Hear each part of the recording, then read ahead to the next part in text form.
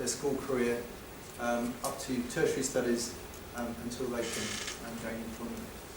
And we do that through a whole range of different programs.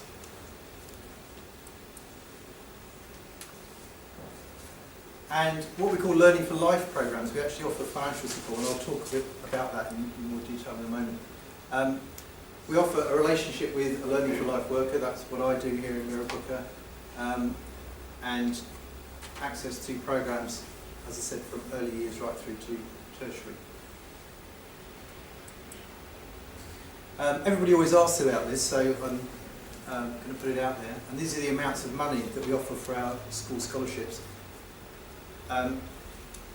This is the crucial eligibility. We're now operating on the basis of partner schools, so we identify in each area that we operate in a number of partner schools that we run programs in, and we offer scholarships through those schools. Parents, all the children have to have a healthcare card or a pension concession card. They have to have good attendance, and we ask the school to refer the families to us who they think are reliable in terms of communicating, because they have to return documents to us, like end of year school reports. And they provide a student profile. We send it out to them, and the kids fill it in, how they're doing at school, and we actually send that to the sponsor, first names only, obviously. So most of the scholarships are actually individual donations. James, could you stand closer to the... Sorry, yeah. To you when I instructed people they had to stand here. Okay. Sorry, I just realised you were not being video. Sorry. Oh, I see. Sorry. Yes, we are really aimed at helping to achieve this target, 20% of undergraduate enrolments to be low SES students by 2020. So our offices are based in those areas, the low SEI areas, and we're really aimed at lifting the kids with potential, to make sure that they do get an opportunity to go to university. So a lot of universities, we partner with all the universities from WA, and we get funded by some as much money in schools. I've lost it.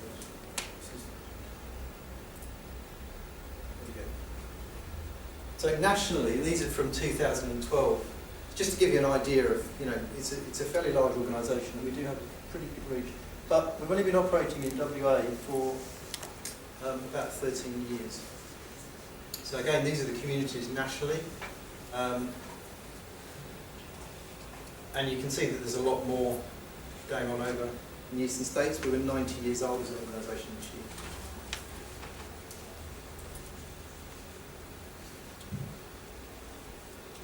And we get support from, corporates, individuals, and we get some money from government.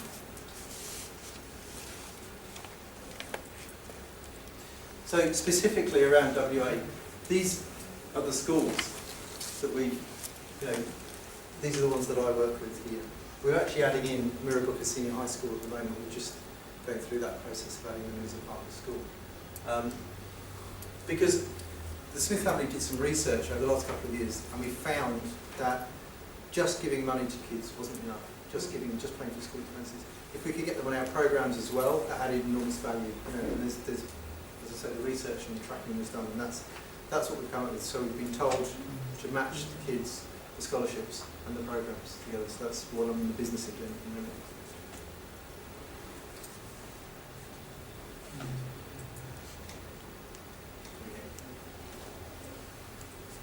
So some of the programs around WA, this is quite an important one. It's something which I'll come back to later. The Swan Extended School Hub. I haven't been involved with this, but it's been a very successful initiative. And the idea is that the Smith family becomes the hub for other community organisations and government agencies to engage with if they're putting programs into those schools. And so we did the big scoping project, a lot of research, a lot of questionnaires with the community members and families and kids in the school as well, what's needed. Now they're starting to put the programs in place, but acting as the go-between, if you like. And that's something, again, which I'm going to come back to.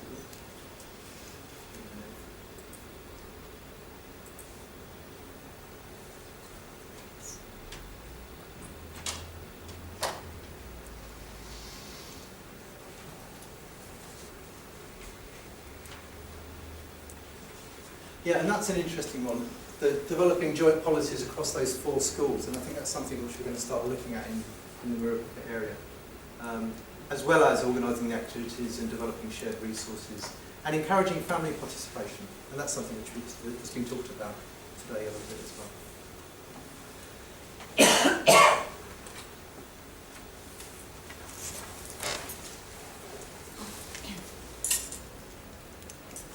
I've just gone too far. Right, click and then up with the, Sorry. I couldn't believe we used to be a teacher. So this is another important part of what we do, and many of you will know about Communities for Children. But it's another example of the Smith family acting as the sort of coordinating or facilitating partner in this case. C4C, we do a lot of scoping, and then we have I think they've got a reference group who decide on the strategies that need to be put in place, and then we ask local community organisations to put forward programmes and tender for the funds.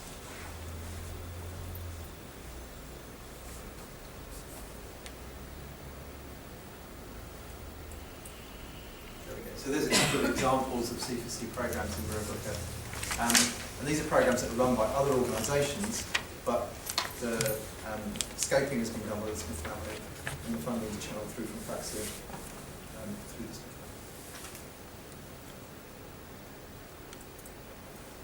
family. And we've got we're setting up 2 of the new child and parent centres as well.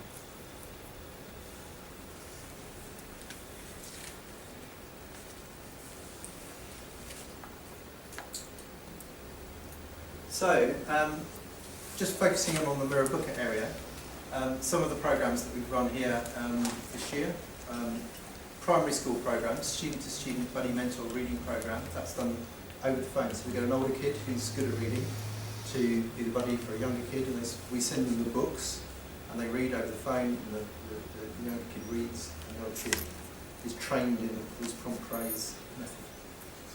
And that works very well when the books get delivered. We've got an after-school learning club now at Boyer Primary School. It's just been set up around literacy. And I'm mainly...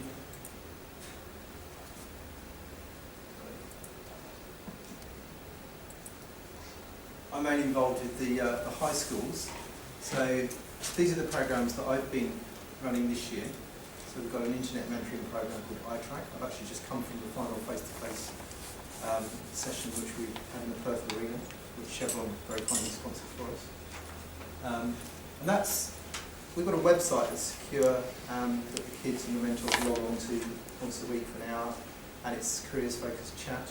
All the transcripts are recorded and they're read through by one of our volunteers. And they flag anything that if the kids are asking about for careers advice in a particular area, it's sent that to engage the school and provide that information. There's a couple of 1-day and 2-day CV writing and interview practice workshops, and they're delivered by another corporate, DLA Piper law firm, and they're fantastic. They just do such a brilliant job, and we're hoping to extend that to other corporate partners. We've had permission from DLA Piper that we can use the materials, or other corporates can use the materials. So again, we're trying to grow what we do and take the best programmes that really seem to work well and replicate them. After-school learning clubs, we're growing in this area as well. We've got a film and media club going at Balga Senior High School. We started the Maths Academy. Well, we didn't start it, but we went in and supported it and built it up and helped us grow it at Gerwin Senior High School. The one at Boyer is already happening. And we've got a new business enterprise learning club starting at Balga Senior High School next term. And I'll come to what we're thinking about next later.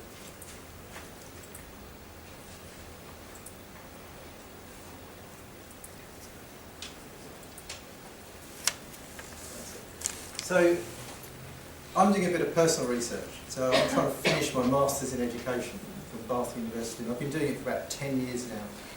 And I can feel the empathy. And I had to do like 6 of these assignments. So the last 5,000 word assignment actually. I thought, okay, I'm working for the Smith family now, I'll try and make it about something which I'm doing at work. So I just picked this title and did a literature search, and it threw up all sorts of really interesting things, some of which we'll be talking about today. So I started to look at how we could adapt Smith family programs for COL students. You know, with the things that I was reading, the research that was coming across, the studies that have been done. So we started to look at learning clubs and how they can support language learning. So obviously, just having kids stay for an extra hour and a half at the end of the day is great, because it means that they're not just going off to the shops, they're not going home to speak Urdu or whichever language, you know, they're getting more practice. Language, it's group practice, it's communicative English, and we can build into the activities some structured language learning as well. And then scholarship recruitment. So we started to make sure that we use translators, that we sell the programme.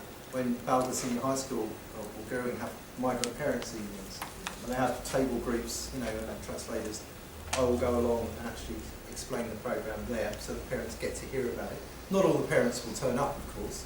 So what I then do is use somebody in school, a school contact, to help contact the family, because that's often, for me, the most difficult part of it, is that initial contact and actually getting the parents to understand. I can write them a letter, but they may not be able to speak English, or they might not read it, or, you know, if I talk to the kid on the phone, the message may or may not get through, and so we've started to identify people in the schools who can help us to do that, and then also who can help us to, they might even come to the recruitment interview, and again we'll use the translated recruitment interview.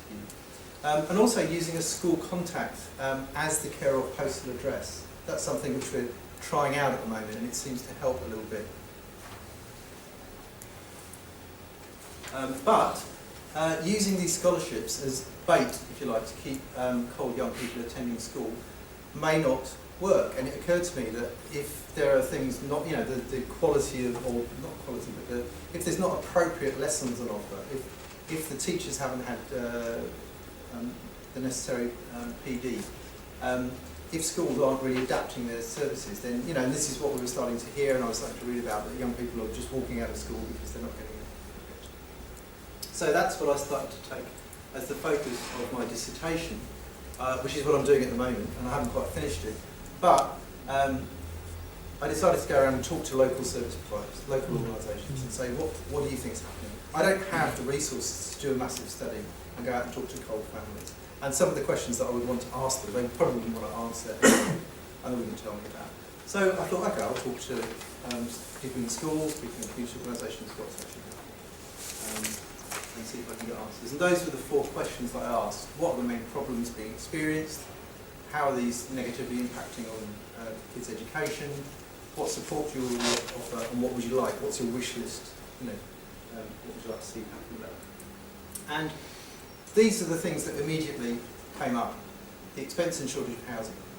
It's great that people are doing more research about that. That the special educational needs of young people with a refugee background are very complex, and this may not be being appreciated fully by everybody involved in delivering that education.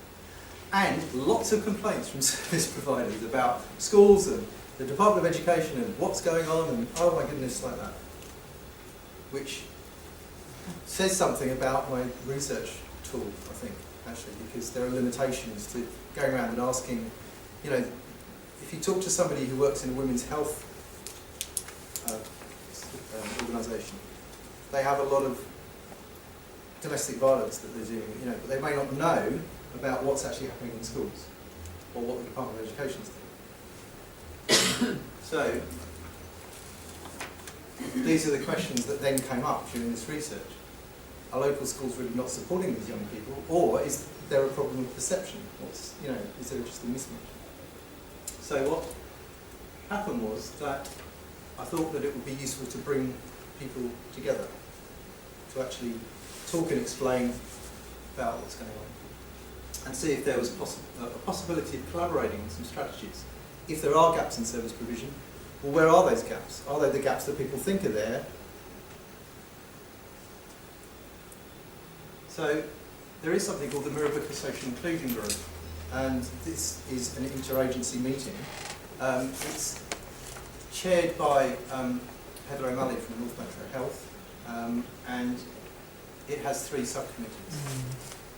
And so when an opportunity came up, there used to be an Aboriginal Resource Centre subcommittee, but we don't need that now because there's an Aboriginal operation being put together.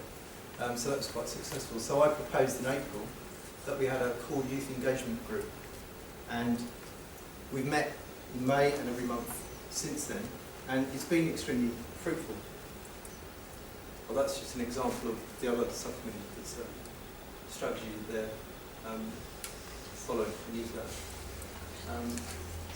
At the moment, the youth engagement group, the core youth engagement group, we've got 64 people on the mailing list. People have said, yes, I want to know what's going on, I want to be kept in the loop. There are 23 members committed to actually developing and working on strategies, and those are the organisations that have said that they want to be involved and want to come and do attend regularly. And I'm really pleased that people have come along from the Department of Education. It's been a huge difference. I think Secure has left now, but Secure Ashton has been one of the people that's come along really regularly, and also people in participation, and that's made a great difference. For agencies to actually hear what the department's doing, it's been a real, really big thing, I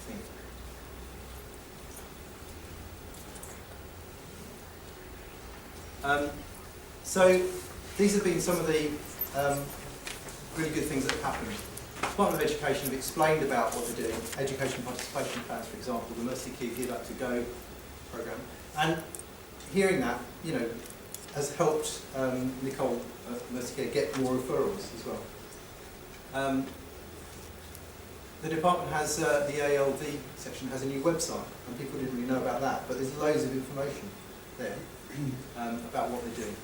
And they've also started to analyse attendance data by ethnic background, which was a big thing that wasn't happening before. So that's we've moved on a little bit. We've also had some information about what's out there in terms of school development and teacher PD.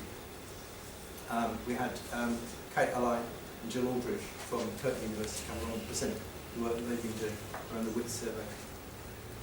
And more recently, we've had these proposals by some of the principals from Mirrabrook Senior High School, Barber Senior High School, Gurley, of strategies, which I think is the things that we're currently working on. This is the last slide. So this is where we've got to with this group at the moment. I think it's been very productive. I've been asked to, the schools are saying, well, we get bombarded by leaflets and information from all these different community organisations. Can you tell us what programmes they provide, and can we have some sort of easy directory? So I'm like, okay, yes, we can do that. But I think that's part of a bigger thing. Principals are saying, well, again, they're saying to me, we don't know who to connect with, and we don't, we need somebody to coordinate all of this. So I'm like, oh, we do that really well, the Smith family. So I'm now talking to my managers. I'm going to get them to come along to the next meeting and see, well, if we have a school hub in the Swan area, what about a hub for Mirrabrook? Can we do something similar? Can we, we do, C4C works very well for the early years. What about something for the high school? So that's kind of where we are. And we're looking at developing more and more of these after-school activities. The next one is, I think, going to be around learning support for called kids. So that's, something I'm working on. I'm very excited about this. I'll stop. Okay. Thank you very much, Jay.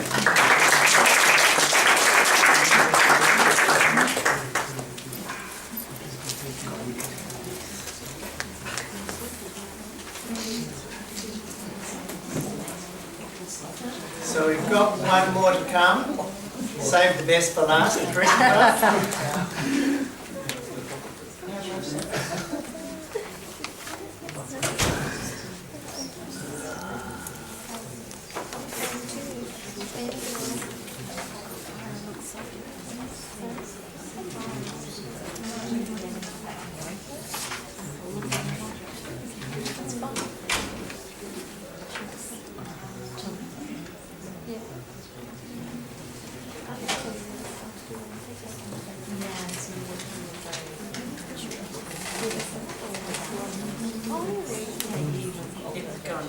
Okay. So Our last speaker this afternoon is Chris Conrad. He's from the Metropolitan Migrant Resource Centre. His second last day at the Metropolitan Migrant Resource Centre, so we had to get him to do some work.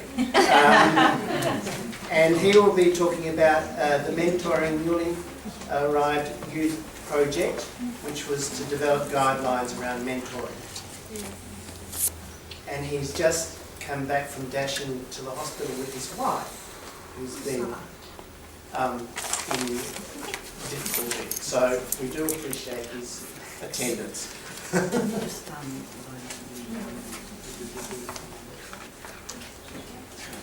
I don't know.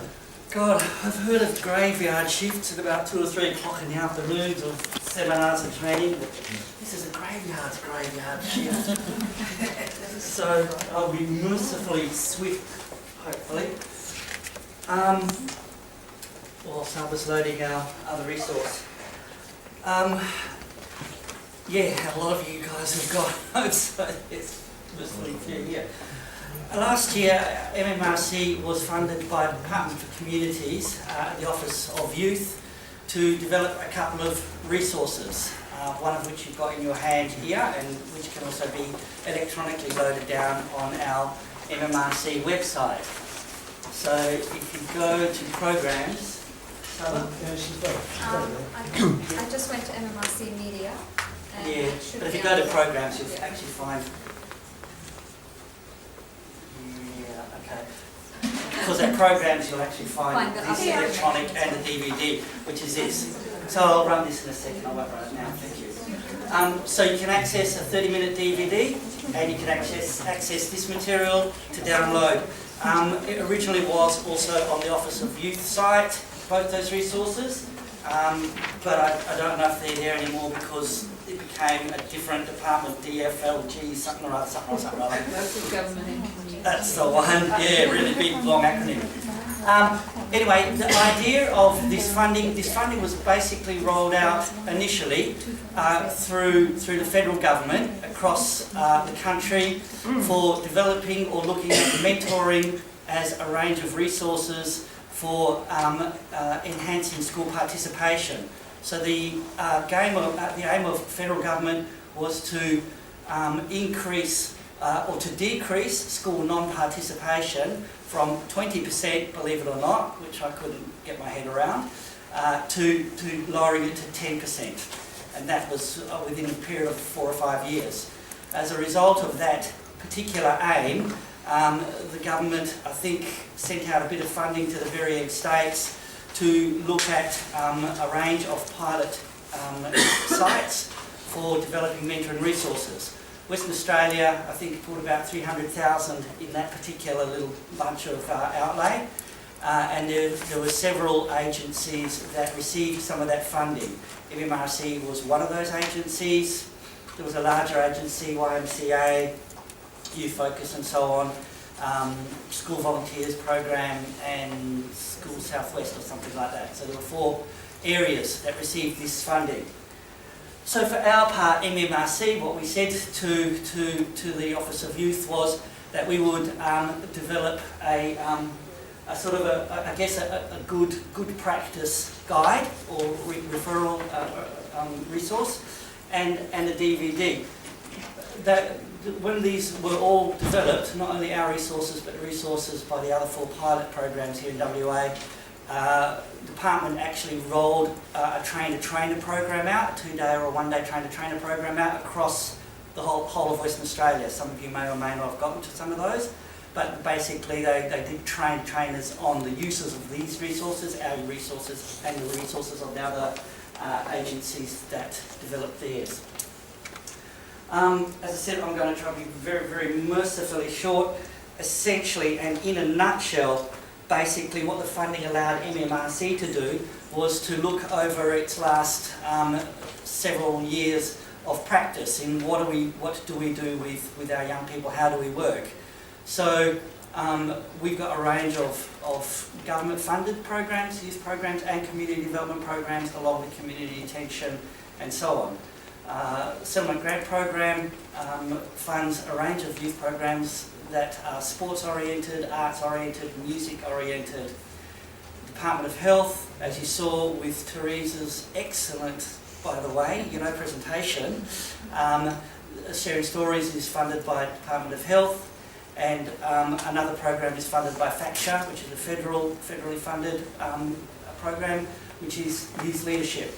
And so we've got these variously funded programs with a range of different young people that we're getting to, school kids, at-risk kids, kids that may or may not be engaging with other at-risk type behaviours and so on, requiring further support and information and so on. So we've got a broad spectrum of young people, but what we found, I guess leading up to this project and then I guess being confirmed in this project, is that we utilised mentoring as our primary approach in engaging these young people. What I think we found, perhaps, which is new and innovative and perhaps a little bit different from the standard models of mentoring, in particular YMCA, I guess, is that we don't rely necessarily on a one-to-one big brother, big sister model, although we have elements and aspects of that. We have got a broad range of mentoring approaches, which means that we can actually capture varying parts of the youth community as it suits that particular community. So we've got a 6-week life skills group mentoring program that we run through several schools and have done so for so many years. We've got the Sexual Health Sharing Stories program, which operates on a peer mentoring process. We also do peer mentoring through our sports and our arts programs and Settlement Grant. We also do the one-to-one mentoring. So I think the key learnings for us, and feel free to take this home and have a browse through it, and please do have a look at the video. It's a 20-minute video, but it's very interesting. It's the voices of the young people that we've worked with, the mentors that we've worked with. I guess our key learnings really have been essentially not one size fits all when it comes to mentoring, so look at a range and a spectrum of mentoring. Do not discount group mentoring, it's very, very powerful, although research may be limited and there's a massive emphasis on big brother, big sister approach. I'm not quite sure why that is, but we found that group mentoring, peer mentoring works very, very well. Agency flexibility and agency, whole of agency mentoring approach. That means that, as you all are aware, in non-government, not-for-profit sector, there is a pretty substantial turnover of staff, basically because of short-term type fundings, 1-year programs, 2-year fundings. Who's going to hold that knowledge? So MMRC, about 2 years ago, developed a youth mentoring framework, which it holds as an agency. So that knowledge, developed by its workers over a whole range of programs, over a whole range of years, remains with the agency. If I go tomorrow, if any of the other guys goes tomorrow, that very crucial knowledge and the methodologies are held and maintained. So not only do we see that mentoring young people is crucial, we see that mentoring each other is crucial. So we have whole of agency and whole of organisation mentoring approach. What that means is at senior management, middle management and coordinator type levels, everybody adopts that mentoring approach from top down, and basically I guess there's a reverse cycle there too. Management learns from the programs. So again, that means that the agency holds and retains knowledge, is able to pass that knowledge on and is able to grow and flex. So we don't claim to have had a final answer with this. This project allowed us to reflect on how we do what we do. In that process itself, we began to understand strengths as well as limitations to what we do and how we do it, which means that we will be looking at reviewing our policies and a whole range of processes in the agencies to continue to strengthen it. On the back, you will see the 10 youth mentoring benchmarks. These are national benchmarks that are basically upheld at a national level, and pretty much if you're going to go into, or if your agency is doing mentoring or heading into mentoring, essentially what government is looking at is a subscription to those particular benchmarks. They are pretty excellent sound guide to really looking at how you can actually develop your own programs. What we found really was there was a range of concerns to do particularly with the new and emerging community young people, and that's not to discount migrant youth per se, that's work visa, student visa and so on and so on. But essentially, the primary elements to consider